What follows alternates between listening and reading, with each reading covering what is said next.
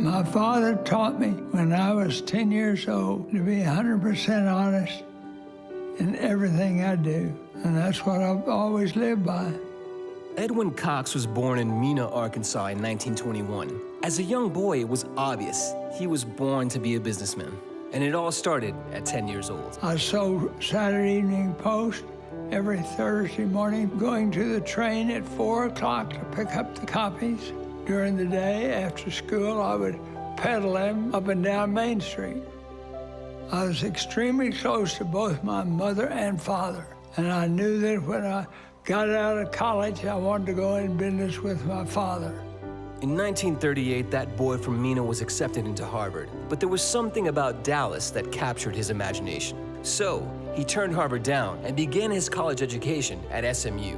I'm proud that I went to SMU. I didn't know one person in Dallas, and I wanted to get exposed to Texas and Dallas. I was there for 2 years, played in the band, loved every minute of it. I think the key thing is you learn to learn, and that's it. From SMU, he went to the University of Texas, and from there he eventually made it to Harvard and earned his MBA. After Harvard, he entered into the Navy, and after serving for a few years, he finally was able to realize his boyhood dream, working side by side with his father, who was a legend himself in the oil and gas business. I came back out of the Navy, went down to the office on Monday morning, and the secretary told me, "You go right in there." I said, "No, that's my father's corner office."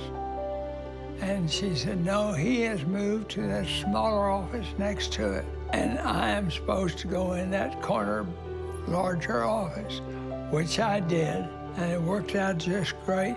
We worked together for several years till he retired, and it really was good. In 1978, the SMU School of Business Administration was renamed the Edwin L. Cox School of Business. Not just because of his business leadership or his entrepreneurial spirit, but because for more than 40 years, Mr. Cox has played a significant role in helping the Cox School enhance its programs and strengthen its relationships in the business community. And it's all because of a simple, brilliant, timeless business philosophy. Work hard, be honest, be friends. Have I had a great life? Ooh, that's an understatement. Introducing the 2019 Junior Achievement Dallas Business Hall of Fame laureate, Edwin L. Cox. Unfortunately, Mr. Cox can't join us this evening. He's feeling under the weather. But we've got a good friend of his, and a man who is also well known in the oil and gas business, and a man whose name is also on a school at the Southern Methodist University, and a great friend of JA, your laureate, Bobby Lyle.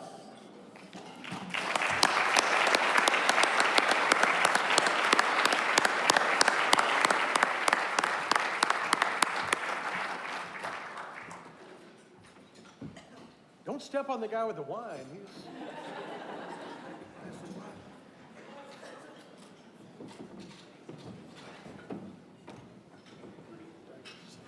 Tell him about your friend. Now, but in fact, if you give me some time, I'll tell him. I'm gonna tell him the key word. Are you? Yeah. You gonna tell that? Well, yeah, I might. You Okay. Obviously, this has not been rehearsed. I can't tell you what an incredible honor it is to be here to accept this award on behalf of Ed. I've known Ed for over 50 years. And literally, if it had not been for Ed Cox, I would not be up here. I would not have been able to do the things I've done in Dallas, in the oil business, other things that I've been involved in, because when I was 29, Ed had confidence enough in me to allow me to do some things at SMU that set me on a path that brought me here this evening. When I met with Ed to tell him about his selection and election into the Dallas Business Hall of Fame, he was absolutely thrilled. He was animated. We sat basically in his home, and you saw his home in the video. And we talked about the selection. And he said, I can't believe that I'm being asked to join the Dallas Business Hall of Fame. My reaction was, why did it take so long? You should have been in this group years before. He is absolutely iconic in Dallas business circles, civic circles, philanthropic circles. David has mentioned the Cox School of Business, and that's only one of many, many places where Ed has touched and had a great impact over his lifetime. He's 97, but when I visited with him, you would have thought he was 49 again. The first time that I met him, he was 49 years old.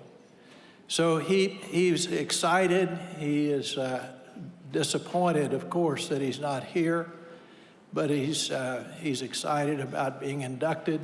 And if he were here, he would keep his speech short, even shorter than mine, and he would say, thank you.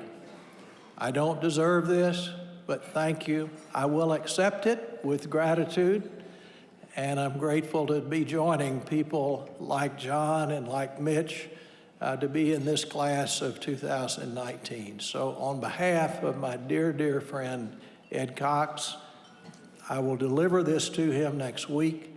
So on behalf of Ed, thank you very, very much for being here this evening and for this honor. Thank you so much. I will tell you, but I got to tell the story. Yeah.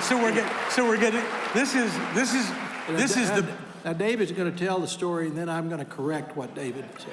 This is the greatest factoid about Ed Cox that you never knew, and as God is my witness, is true. So we were talking, and I think it was like his 80th birthday, or maybe it was his 90th birthday. 90th. And so we're talking about the oil and gas business, we're talking about the school, and we're talking about all this stuff. But he's made a lot of outside investments, lots and lots of very successful outside investments. And I said, you know, I know you used to own Keebler cookies. And he smiled, he said, yeah, I did. And I said, so I thought I'd bait him. I said, did you ever meet one of the elves? He said, I invented the elves. That's true. I said, what are you talking about? He said, we had this marketing meeting, and they were trying to come up with something. And I said, what if they were made, if we had this thing, and the cookies were made by like gnomes or elves or something, and they jumped all over. Ed Cox invented the elf. That's true. Ed Cox was the Keebler elf. That's right. He's a cool guy, isn't he? Cool guy. Thank you. You bet. Thank you, Bob. You bet.